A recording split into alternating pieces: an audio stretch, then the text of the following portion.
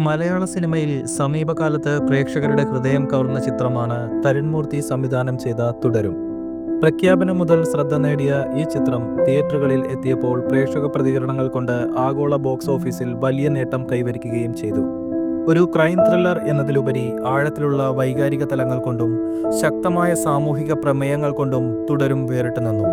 മോഹൻലാൽ എന്ന നടന്റെ complete actor പരിവേഷത്തെ പൂർണ്ണമായും ഉപയോഗപ്പെടുത്തിയ ചിത്രം ഒരു സാധാരണക്കാരന്റെ അതിജീവനത്തിന്റെയും കുടുംബ സംരക്ഷണത്തിന്റെയും കഥ പറഞ്ഞതിലൂടെയാണ് പ്രേക്ഷകരുടെ, വിശിഷ്യ കുടുംബ പ്രേക്ഷകരുടെ ഹൃദയത്തിൽ ഇടം നേടിയത്.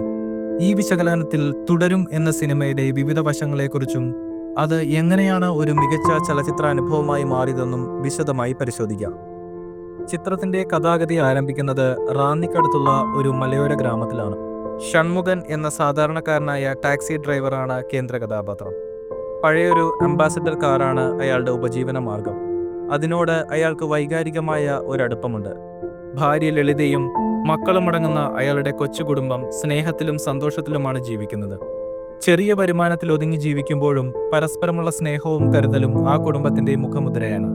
ഈ സാധാരണ ജീവിതത്തിന്റെയും കുടുംബ ബന്ധങ്ങളുടെയും ഊഷ്മളതയും സിനിമയുടെ ആദ്യ ഭാഗങ്ങളിൽ വളരെ മനോഹരമായി അവതരിപ്പിച്ചിട്ടുണ്ട്. ഇത് ഷൺമുഖന്റെയും കുടുംബത്തിന്റെയും ലോകത്തേക്ക് പ്രേക്ഷകരെ വേഗത്തിലടുപ്പിക്കുന്നു. എന്നാൽ അവരുടെ ശാന്തമായ ജീവിതത്തിലേക്ക് ഒരു ദുരന്തം കടന്നു വരുന്നതോടെ കഥാഗതി മാറുന്നു. ഷൺമുഖന്റെ ഉപജീവന മാർഗമായ കാർ ഒരു കേസിൽ ഉൾപ്പെട്ട് പോലീസ് കസ്റ്റഡിയിലാകുന്നതും അതുമായി ബന്ധപ്പെട്ട് അയാളുടെ കുടുംബത്തിന് ഒരു വലിയ ദുരന്തം സംഭവിക്കുന്നതുമാണ് ചിത്രത്തിലെ പ്രധാന വഴിത്തിരിവ്. ഈ സംഭവം ഷൺമുഖത്തിന്റെ ജീവിതം കീഴ്മേൽ മറിക്കുകയും അയാളുടെ അപ്രതീക്ഷിതമായ ഒരു പോരാട്ടത്തിലേക്ക് നയിക്കുകയും ചെയ്യുന്നു.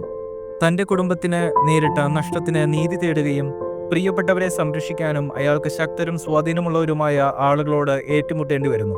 ഒരു സാധാരണക്കാരന്റെ നിസ്സഹായതയിൽ നിന്ന് അയാൾ അതിജീവനത്തിന്റെയും ചെറുത്തുനിൽപ്പിന്റെയും പ്രതീകമായി മാറുന്നതാണ് പിന്നീട് സിനിമ പറയുന്നത്. തരുൺ മൂർത്തിയുടെ സംവിധാന മികവ് തുടരും എന്ന ചിത്രത്തിൽ ഉടനീളം പ്രകടമാണ്. ഓപ്പറേഷൻ ജാവ, സൗദി വെള്ളക്ക എന്നീ ചിത്രങ്ങളിലൂടെ ശ്രദ്ധേയനായ തരുൺ മൂർത്തി ഒരു വലിയ താരത്തെ വെച്ച് സിനിമ ചെയ്യുമ്പോൾ നേരിടേണ്ടി വരുന്ന വെല്ലുവിളികളെ വളരെ കാര്യക്ഷമമായി കൈകാര്യം ചെയ്തു. സിനിമയുടെ ആദ്യ പകുതി ശാന്തവും എന്നാൽ കഥാപാത്രങ്ങളെയും അവരുടെ ജീവിത സാഹചര്യങ്ങളെയും സ്ഥാപിക്കുന്നതിൽ ശ്രദ്ധ കേന്ദ്രീകരിക്കുന്നു. രണ്ടാം പകുതിയിലേക്ക് കടക്കുമ്പോൾ കഥയുടെ താളം മാറുകയും ഒരു ത്രില്ലറിന്റെ സ്വഭാവത്തിലേക്ക് എത്തുകയും ചെയ്യുന്നു. ഈ മാറ്റം വളരെ സ്വാഭാവികമായി അവതരിപ്പിക്കുന്നതിൽ സംവിധായകൻ വിജയിച്ചു. തരുൺ മൂർത്തിയും KR സുനിലും ചേർന്നാണ് ചിത്രത്തിന്റെ തിരക്കഥ ഒരുക്കിയിരിക്കുന്നത്. ഷൺമുഖന്റെ കഥാപാത്രത്തെയും അയാളുടെ വൈകാരിക ലോകത്തെയും പ്രേക്ഷകരിലേക്ക് സംവേദിപ്പിക്കുന്നതിൽ തിരക്കഥ നിർണായക പങ്കുവഹിച്ചു. സംഭാഷണങ്ങൾ റിയലിസ്റ്റിക് ആയിരുന്നു. ഒരു സാധാരണക്കാരന്റെ സംസാര രീതികളും മാനസികാവസ്ഥകളും തിരക്കഥയിൽ കൃത്യമായി ഉൾക്കൊള്ളിച്ചിട്ടുണ്ട്. സിനിമയിലെ പ്രധാന സംഘർഷത്തിലേക്ക് നയിക്കുന്ന സംഭവങ്ങൾ കെട്ടുറപ്പോടെ അവതരിപ്പിക്കാൻ തിരക്കഥാകൃത്തുക്കൾക്ക് കഴിഞ്ഞു. എങ്കിലും ചിലയിടങ്ങളിൽ ചെറിയ വേഗതക്കുറവ് അനുഭവപ്പെട്ടേക്കാം.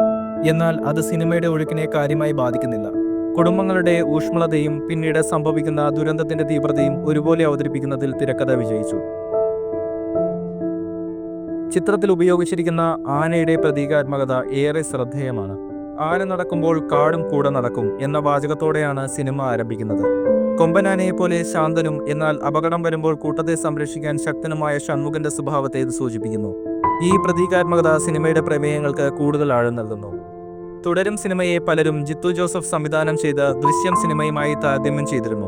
ഒരു സാധാരണക്കാരൻ തന്റെ കുടുംബത്തെ സംരക്ഷിക്കാൻ നടത്തുന്ന പോരാട്ടമാണ് രണ്ട് സിനിമകളുടെയും പ്രധാന പ്രമേയം. എന്നാൽ അവതരണത്തിലും കഥാഗതിയിലും രണ്ട് സിനിമകളും വ്യത്യസ്തമാണ്. ദൃശ്യം ബുദ്ധിയുടെയും ആസൂത്രണത്തിന്റെയും കഥ പറഞ്ഞപ്പോൾ തുടരും കൂടുതൽ വൈകാരികമായ അതിജീവനത്തിന്റെയും നീതിക്ക് വേണ്ടിയുള്ള പോരാട്ടത്തിന്റെയും കഥയാണ് പറയുന്നത്. ഷൺമുഖന്റെ പോരാട്ടം ജോർജ് കുട്ടിയുടെ പോരാട്ടത്തിൽ നിന്ന് വ്യത്യസ്തമായി കൂടുതൽ വൈകാരികവും ശാരീരികവുമാണ്. ഈ വ്യത്യാസമാണ് തുടരും സിനിമയെ വേറിട്ട് നിൽക്കുന്നത്. മോഹൻലാൽ എന്ന നടന്റെ കരിയറിലെ ഒരു പ്രധാന വഴിത്തിരിവായും ഈ ചിത്രം വിലയിരുത്തപ്പെടുന്നു. സമീപകാലത്ത് അദ്ദേഹത്തിന്റെ സിനിമകൾക്ക് നേരിട്ട വിമർശനങ്ങളെല്ലാം തുടരും മായ്ച്ചു കളയുന്നു. ഒരു നടനെന്ന നിലയിൽ തന്റെ റേഞ്ച് എന്താണെന്ന് അദ്ദേഹം ഈ ചിത്രത്തിലൂടെ വീണ്ടും തെളിയിച്ചു. തുടരും തിയേറ്ററുകളിൽ വലിയ പ്രേക്ഷക സ്വീകാര്യത നേടി. ചിത്രം ആഗോളതലത്തിൽ 100 കോടി ക്ലബിൽ ഇടം നേടിയതായി റിപ്പോർട്ടുകൾ പുറത്തുവന്നു. കുടുംബ പ്രേക്ഷകരാണ് സിനിമയെ ഏറ്റെടുത്തത്. ഒരു സാധാരണക്കാരന്റെയും കുടുംബത്തിന്റെയും കഥ പറഞ്ഞതും വൈകാരികമായ പ്രമേയങ്ങൾ കൈകാര്യം ചെയ്തതുമാണ് ഇതിന് പ്രധാന കാരണം. സോഷ്യൽ മീഡിയയിലും സിനിമയെക്കുറിച്ച് മികച്ച അഭിപ്രായങ്ങൾ ഉയർന്നു വന്നു. മോഹൻലാലിന്റെ പ്രകടനം, സംവിധാനം, സംഗീതം, വില്ലൻ കഥാപാത്രം എന്നിവയെല്ലാം പ്രശംസിക്കപ്പെട്ടു. തുടരും ഒരു മികച്ച ചലച്ചിത്രാനുഭവമാണ്. ഒരു സാധാരണക്കാരന്റെയും അയാളുടെ കുടുംബത്തിന്റെയും അതിജീവനത്തിന്റെയും നീതിക്കു വേണ്ടിയുള്ള പോരാട്ടത്തിന്റെയും കഥ ശക്തമായി അവതരിപ്പിക്കാൻ സിനിമയ്ക്ക് കഴിഞ്ഞു. മോഹൻലാൽ എന്ന നടന്റെ ഗംഭീര പ്രകടനം, തരൺമൂർത്തിയുടെ മികച്ച സംവിധാനവും ചിത്രത്തെ കൂടുതൽ മികവുറ്റതാക്കി. വൈകാരികമായ പ്രമേയങ്ങളും റിയലിസ്റ്റിക് അവതരണവും കാരണം ചിത്രം പ്രേക്ഷകരുടെ, പ്രത്യേകിച്ച് കുടുംബങ്ങളുടെ ഹൃദയത്തിൽ ആഴത്തിൽ പതിഞ്ഞു.